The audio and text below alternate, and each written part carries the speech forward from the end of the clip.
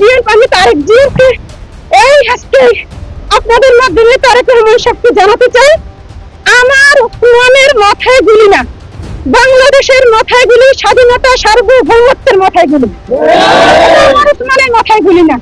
এবং আজকে আপনার দলের লোকেরা যারা উসমান মির্জা ফখরুল সাহেব আমার উসমানের নামই জানে না, সারা বিশ্বে আমার উসমান হাদির নাম জানে, মির্জা ফখরুল জানে না। মির্জা ফখরুল যদি বয়সের ভারে আমার উসমানের নাম না জানে তাহলে সে কিভাবে ইলেকশন করবে, তাহলে সে জনতার দায়িত্ব কিভাবে নেবে? এই নমিনেশন থেকে তাকে বাদ দিতে হবে। আর যদি সে ইচ্ছাকৃত ভাবে ভারতের মদত পুষ্ট হয় কারোর সাথে নেগোসিয়েশন করে যে আপনি উসমানের নামই বলবেন না, একটা এমন একটা ভ্রাম ধরবেন উসমান ছিল জন্য একটা কি আপনি এটা করবেন, তাহলে ওকে বাংলাদেশে রাখার কোন ক্ষমতা কোন দলের নাই, তাকে জনগণ তাকে নামাই দেবে। কোন রাজনীতিবিদ হিসাবে মির্জা ফখরুল থাকতে পারবে না। মনে এসে বলে গিনিপিগ, মনে এত বড় সাহস কোথায় পায় আমার উসমান হাদিকে গিনিপিগ বলে? এত বড় অধিকার কি বাংলাদেশের আপনি এটা দিয়েছেন?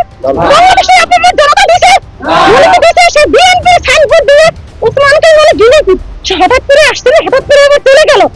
এই সমস্ত কথা যদি তারেক রহমান সাহেবকে উদ্দেশ্য করে বলতে চাই, সে এই মনি এই ফখরুলের সম্বন্ধে, মির্জা ফখরুল সম্বন্ধে কি ব্যবস্থা নিবে?